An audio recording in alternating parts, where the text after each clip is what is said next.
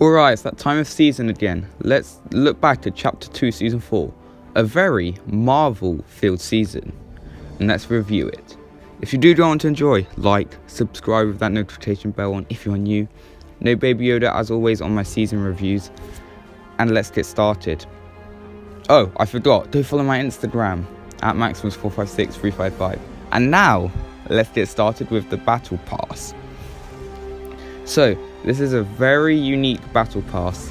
This is because it was an entirely Marvel Battle Pass.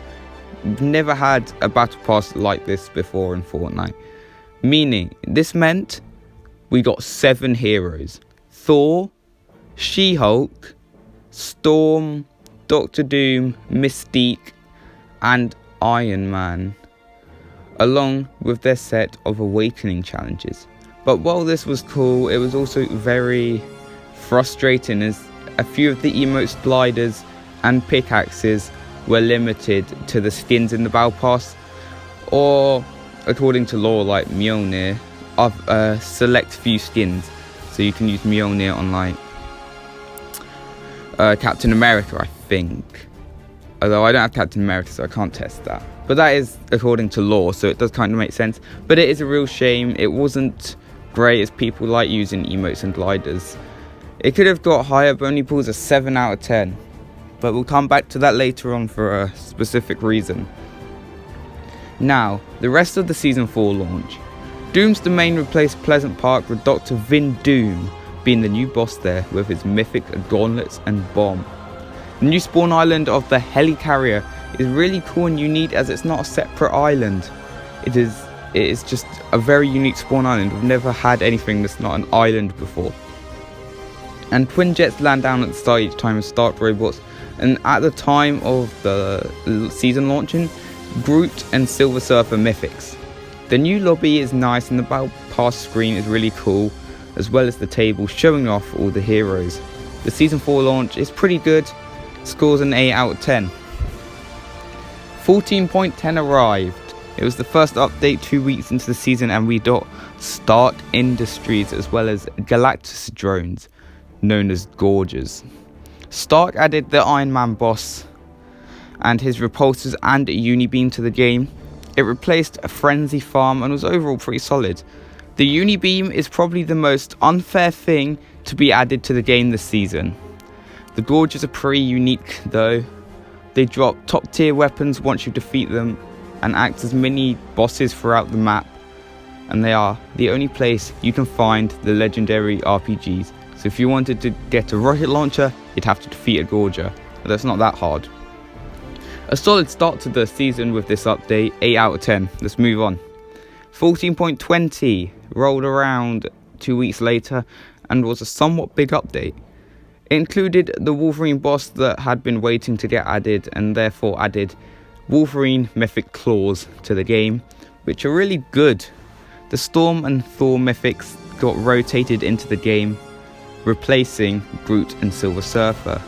But the fish that had been in the leaks for a while, the Midas Flopper, got added to the game as well. And when you use it, it turns your inventory to gold or the highest rarity it can be. So if you've got a green suppressed SMG, it will only go up to blue rarity. And I was fortunate enough to find one on update day while I was streaming. 14.20 grabs an 8 out of 10. Before 14.30, we got the quote-unquote secret skin Wolverine, and next season I actually might make a video that I said last season I'd make about secret skins not being secret. I guess finally having Wolverine in the game is cool, but you could unlock extra styles for him, classic and Logan styles. However, unlocking him was really annoying. You had to kill the Wolverine boss, which is really hard because he regains health because of his claw ability, and not to mention everyone was doing it, so it was just super annoying. It was just really hard to do. We did it on the day, I think, but I wasn't too bothered about doing it because I would have done it eventually. But he's definitely better than Aquaman, 7 out of 10. 14.30 was the most lackluster update we may have ever had. It gave us leaks for Fortnite Mares and gave the combat shotgun a much needed buff. It wasn't really much. This update was mainly to set up the Fortnite Mares event for the year, and for that it gets the lowest score I have ever given of a 3 out of 10. Alright, 14.40, Fortnite Mares, Midas's Revenge. This was the main focus of the update, obviously, and for good reason. It was really big. The abandoned authority became the ruins, where you could find Shadow Midas and his ghost henchmen, with pumpkin launchers. But what everyone hated the most was the shadows.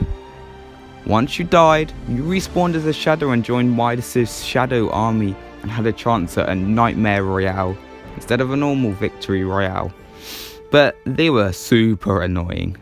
You could kill someone and they'd fly straight back down and kill you. It was so annoying and stupid. The rest of the event was fine, to be honest, but the shadows ruined it. 6 out of 10. Moving on. 14.50 saw the Stark Jetpack arrive. It's basically the old original jetpack but given a new Iron Man style do-over, and also gets to bump down the rarity to the purple rarity. I mean, I guess it's nice to see the jetpack back in the game. The She-Hulk Mythics also rotates into the game, and it's equally as OP as the Wolverine Claws, to be honest. 14.50 smashes a 7 out of 10. 14.60 was the last update of the season and basically only included the Venom Mythic getting added to the game. And the Venom Mythic is pretty good. It also gave us leaks for the live event, and Galactus started rising out of the water from this day. The Venom Mythic is pretty strong, but was the only thing added. Update gets a 6 out of 10. Alright, so I'm having to make this video before the live event. This is where the live event segment would be in the video. Unfortunately, the live event is happening in 2 days or a day before the end of the season, but I can't guarantee the season won't start on the Wednesday. So what we are going to do is leave the live event out of this review.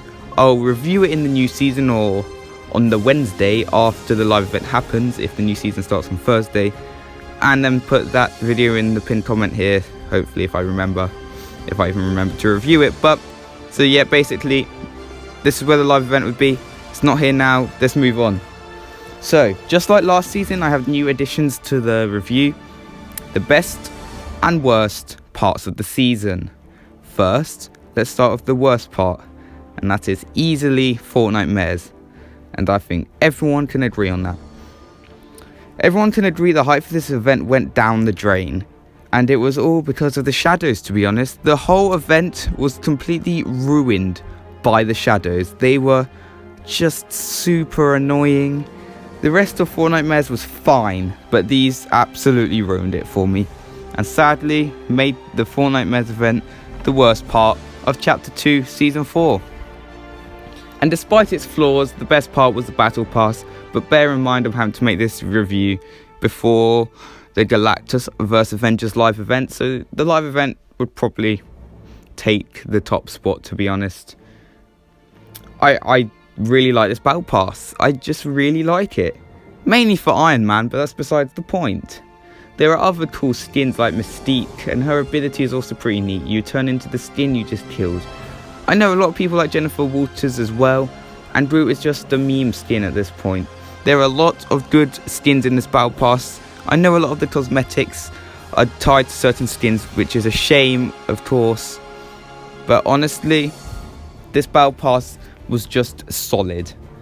I like it a lot. It's good, but I hope they don't do another full-on collab pass again, even if it is Star Wars. Just keep it to the secret skin with Mando next season. Please don't be a full-on Battle Pass. Alright, so leaving out the event, which I'll probably review separately, like I said earlier, this season got a 6.7 out of 10, which I guess isn't terrible, but that is the lowest.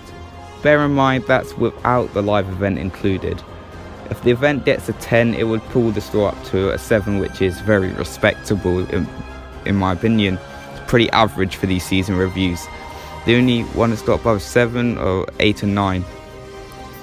But that will be all for Chapter 2 Season 4 review.